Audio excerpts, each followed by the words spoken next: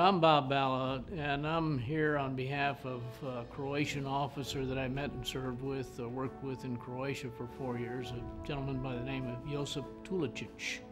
Josip was born in 1950 in the eastern part of Croatia known as Slavonia. He was raised on a farm, a very small farm, and because he was very smart, he went to university and then into the military. He was, at that time, Croatia was part of Yugoslavia, and he was made an officer in the Yugoslavian Army Air Defense, and was stationed at the Air Defense School in Zadar, which is on the Croatian Dalmatian coast, a long way from his home. He rose to the rank of lieutenant colonel and was the commander of that school for some time before the breakup of Yugoslavia in the 1990s. In 1980, he was selected as one of 2 officers from the Yugoslav National Army to attend the United States Army Command and General Staff College at Fort Leavenworth, Kansas. So he spent a year there in an all-English environment, brought his family. At the time, he had 1 son and, of course, his wife. During the breakup of Yugoslavia, he left the Yugoslav National Army and joined, was commissioned in the Croatian National Guard. Now, Croatia didn't have an army then. They kind of had to form one on the fly. They did things like steel tanks that were being shipped from Slovenia back to Belgrade. Took them off the train and used them, smuggled arms into the country because there was an arms embargo, and so they didn't have much to fight with. But he was made a sector commander in the city of Zadar in 1991. The Yugoslav National Army attacked to break up the Dalmatian coast and really lop off a good part of Croatia. Actually, they wanted to divide the country into 4 segments, so they attacked in 4 different places. One of the points that they attacked was Zadar. So in the fall of 1991, September and October, Josip was the commander of the Croatian National Guard forces responsible for the defense of the city of Zadar. They were under siege for a while. Had no electricity, had no water, lived in a basement. They were being shelled by artillery all the time. It was pretty traumatic for his young family, which now included a 2nd son. And but they held off and were able to keep the Yugoslavs, or the Serbs, out of the city of Zadar. After that, in the fall of 1991, the United Nations came in and put an end to the fighting in Croatia and kind of held the lines, and Tulicic was transferred to establish a command and staff college for Croatia based on his experience as 1, the chief of the Air Defense School in Zadar, and 2, the fact that he'd been to the United States.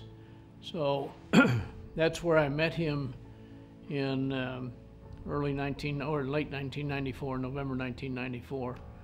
I went over there as a contractor for a company that had a contract with the Croatian Ministry of Defense to help them build their military school system.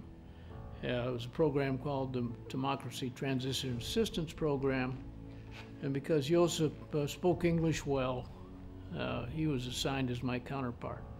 We got to know each other very well. We did a lot of stuff together. My wife was there, and we're very close to his family. In fact, my wife is his eldest son's godmother. He was baptized in 1996, I think, because the church was not allowed in Yugoslavia, and Croatia is a very Catholic country. Josip retired from the Army in 1998, and he went to work for the Croatian Mine Action Commission. Now, what was that all about? Well, during the war with the Serbs, with Serbia, and the breakup of Yugoslavia, there were some 2 million landmines placed along the border between Croatia and Bosnia-Herzegovina. And once the war was over, those had to be removed to allow people to go in. I remember my first visit to the Plitvice Lakes, which is a beautiful set of limestone formation lakes, 13 or 14 of them connected together, that has a nice walking trail around them. That we could not walk around the trail because it had all been mined. And there were old reports, I recall, the fighting over there ended in 1995, but I recall reports right up to the time I left Croatia of somebody walking out in the woods and hitting a landmine, stepping in a landmine and being killed. So he went to work as the deputy director for CROMAC, it was called, Croatian Mine Action Committee, which was under the auspices of the United Nations to demine Croatia. And so his responsibilities there were to lay out where the minefields were and organize with private companies and with the Croatian military and Croatian government to demine those, to mark them so people wouldn't go in. He did that for several years. I don't know exactly when he retired from that. It was around 2002 or 2003, and he went to work for, at the time, a company called Doking, D-O-K-I-N-G. What did Doking do? Well, Doking is the world's premier maker of, manufacturer of remote-controlled demining vehicles. A small tank, robotic, it could go out and you could control it from, as you do any kind of robot. And their product is very, very good, very well engineered. Josip went to work for them as the chief operating officer for their demining function. They actually took some of those out and used them to demine Croatia. They had a contract to do that. I don't know how many minefields he cleared in Croatia. I know it's a lot. They're down from 2 million to about 31,000, the latest numbers I read. So, that's a lot of mines. Still a lot out there, but Doking eventually created a subsidiary to do that function, and he was the CEO of that subsidiary. And they also did it not only in Croatia, but around the world. Africa, any place where there are landmines, they went after contracts.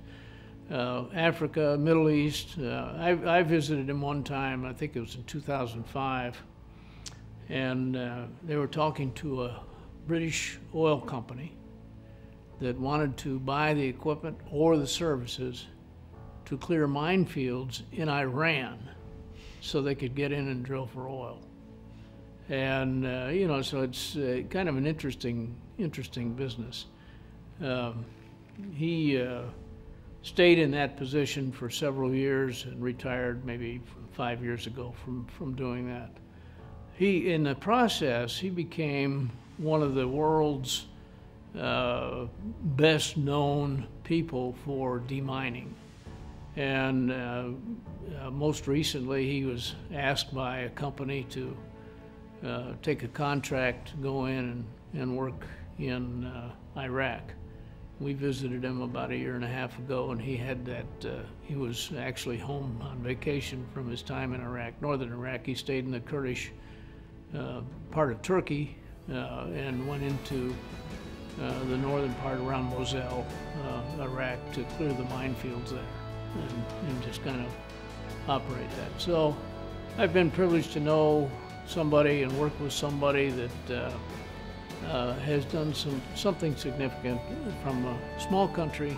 Croatia has fewer people than the greater Atlanta area, population-wise. The greater, we used to laugh about that a lot. They have about 6 million or so, 5 to 6 million. A couple of major cities and the Dalmatian coast, which is absolutely beautiful.